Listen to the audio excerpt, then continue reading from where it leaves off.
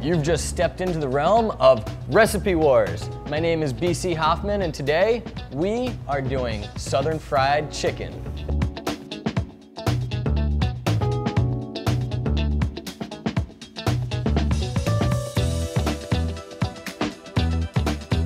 I chose Thomas Keller's recipe because it's brining the chicken before it's cooked, whether you're roasting it or whether you're sauteing it. In this case, frying chicken. So we brine our chicken ahead of time. What's really cool is Thomas Keller's recipe calls for the brine. It's got a number of ingredients in it. The seasoning is going to consist of salt, pepper, we've got our paprika. You can use any type, Hungarian, Spanish, and cayenne pepper. I like spice, so we're going to put a little bit more of both of those in there. Extra spice. Oh yeah! Spice that bad boy up.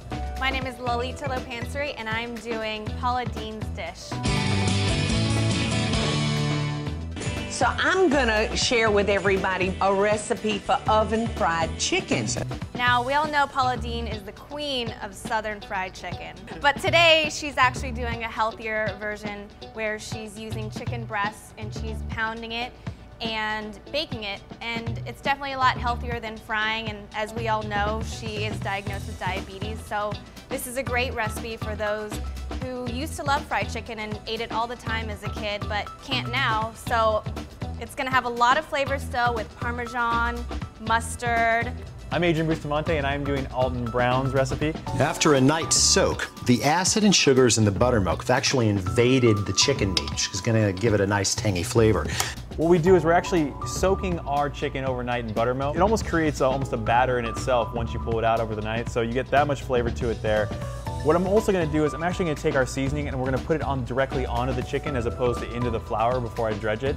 The reason he does that, and I totally agree with it and do it with my own fried chicken, is if you put the spices in the flour, it gives it a tendency or a chance to even burn those spices once they're in the pan. So this way you get it on the chicken, it automatically increases the amount of seasoning that gets into the meat, but you also get the seasoning in the batter as well. So it's the best of both worlds. And for someone that maybe at home is just starting out to cook fried chicken, this is an easy way for you to do it because you don't have to worry about the spices possibly burning on the pan. You can just cook your chicken, be happy with it, make it with love, and it becomes very, very happy. So it's kind of cool because we're actually doing 3 different techniques for fried chicken. And there's actually 3 different techniques for making fried chicken. One is shallow fry, one's deep fry, and one's pressure cooking or baking in this case. The healthy way. The healthy way. I'm using peanut oil. Peanut oil has a relatively high temperature without having a large smoke point to it.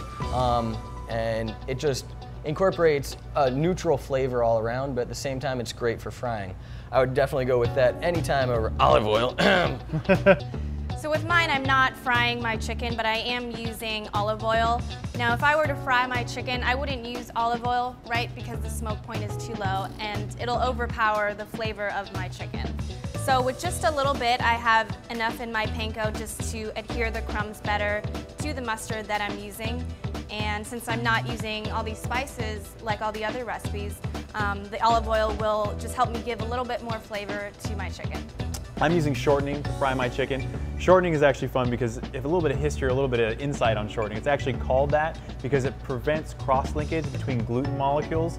And if you actually do allow cross-linkage to happen, it creates elasticity in the actual food. So in this case, we want something that's crumbly in regards to our batter or the fried chicken that happens after it's all said and done. So we don't want to create any elasticity. So that's where shortening comes from, and that's what I'll be cooking mine in at about 350 degrees, and it's a good 350 because if you go above 350, our chicken has actually a really low smoke point, so if you start to burn it, you get bad smells, you get bad taste, and like Alton Brown says, that's not good eats. So I'm gonna stick it at 350 with my shortening. You want to get all that excess moisture that it's just had sitting inside and kind of just get it out, because what you're going to do is you're going to dredge it in the flour and the seasoning. In my case, I'm going to put it back in buttermilk after I do it with the flour dredge, and then again in the flour. You just don't want too much moisture, because too much moisture, it's not going to stick on there. So before I start breading my chicken, what I'm going to do is actually pound the chicken breasts. So these days, chicken comes in all different sorts of sizes and shapes. So by pounding it, what we're doing is breaking down the connective tissue of the chicken breast, and it's actually going to tenderize it. And if you don't have parchment paper, you can use a Ziploc bag or wax paper and just put one on the bottom of the chicken and one on top. My recipe's gonna win. Now this just ensures that it's gonna bake evenly. Again, I totally agree with Alton Brown. Season liberally. It's like you said, I'm trying to get as much seasoning into the chicken and also in the batter as well. So you're trying to hit two things at one time, so don't be afraid to over season. You're gonna be fine. So what Thomas Keller does is he actually takes it, and he takes the chicken, and he puts it in the flour. There's a light dredge in the flour, so we're just gonna do boom, boom, and then he dips it in the buttermilk. Boom, just like that. Get it on both sides, and then he dips it right back into your flour that's been seasoned up. So now that my chicken has some mustard on it, I'm gonna mix my dry mixture, which is gonna have shredded Parmesan cheese, some minced thyme, a little bit of salt, and pepper. Just gonna mix that up. And just kind of to make it stick a little bit more, just that touch of olive oil for flavor. One thing that I'll do is I'll probably set this in here for about 12 minutes on each side. Let the first side get nice and golden brown, that A side, and then you'll actually start to see moisture start to creep up through the chicken and kind of pool on top. Some of it will be steam, but a lot of it will be moisture as well. Once that starts happening, that's when it's time to flip. And once we flip, the one thing you're gonna also be very aware of is you're taking cold chicken. The one thing you're gonna wonder is you're gonna take cold chicken, and you're gonna be applying it to that already hot oil, which is actually gonna decrease the temperature of your oil. In the deep fryer, what I like to do is I like to take a little bit of flour, drop it in, and if it starts to boil and bubble, that means it's ready to go. So a little recipe secret when it comes to actually doing it in the kitchen. I'm a huge fan, if you're deep frying or pan frying, especially pan frying, finish in the oven. It's gonna give it a nice golden crispness to it, and at the same time, it's gonna keep it warm.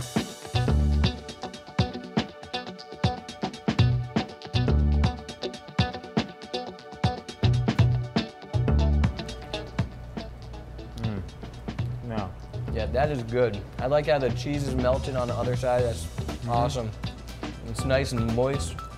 I'm a huge texture fan with all food, and that's why I love panko so much. There's so much texture to it, the crunch. It's really light and airy. You can feel it hit the roof of your mouth as soon as it gets... And you've got the aromatics from the herbs right there. But you're right, the cheese on the bottom. The cheese gives it its natural saltiness right there too, which is great. The thing is like, no matter which side of the chicken you have, like, it's one very flavorful side is hitting your tongue. So you're getting the cheese, you're getting that panko with those different herbs and spices on there. This is really good. Yeah. No problem. Okay, you guys grab that meat. I'm going straight for the gusto right here. Yeah. Oh, I hate to say it, but this is cooked perfectly. It really is. The chicken is so tender, it's so moist, and you're right. The skin is so crispy. Yeah. There's no Just going straight for moisture in that skin no moisture in regards to a bad moisture in the skin that's going to make it soggy. It's just a good combination of that texture from the skin to the chicken. And that brine, I could really taste all the herbs in there. Yeah. Just from letting it sit in that brine for 12 hours. Now And you it don't, keeps it really moist. Yeah, and you don't want to go over with the brine, because if you do too much brine, it's going to dry it out. It's going to actually make it saltier in the process too. I really get a nice flavor from the searing in your cast iron, actually, more so than the deep frying. Yeah. It's got kind of, I wouldn't say burnt, but it has a depth of a nice sear on your chicken. There is definitely that taste, and you get that, certain fried chickens are like that. You're gonna get a definite more of a, like you said, that seared, almost not quite burnt taste to the chicken when you do it in that cast iron pan. And there's a lot of flavor popping out of it. There's definite flavor in the chicken from where the seasoning was. It's moist. It's a really, really Super good recipe. moist, yeah. Now, the secret when it comes to using cast iron skillets, same thing with old school grills. All the flavor that you're gonna get is coming from those items.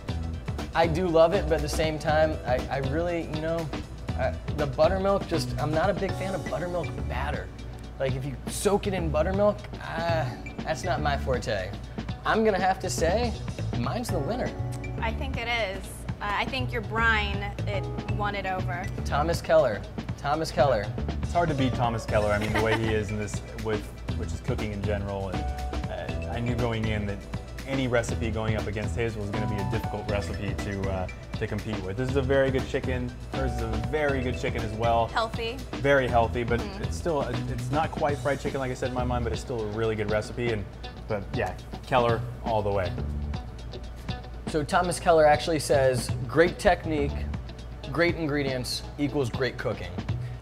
And there you have it right there. You have your technique, you have the best ingredients possible, and you're just keeping it simple. You aren't going above and beyond, you aren't putting too much of anything in, you're just keeping it simple. So this has been Recipe Wars. Thomas Keller's fried chicken surpassed in one. Great product plus great execution equals great cooking. And there you have it, Thomas Keller's words coming right out. Simplicity is the hardest thing to do because it's all about technique, influence, and influence of technique involved in the cooking. And that's what he accomplished right there. Thomas Keller's Recipe 1. I'm the winner! Spoon feed me! That being said, I'm BC Hoffman.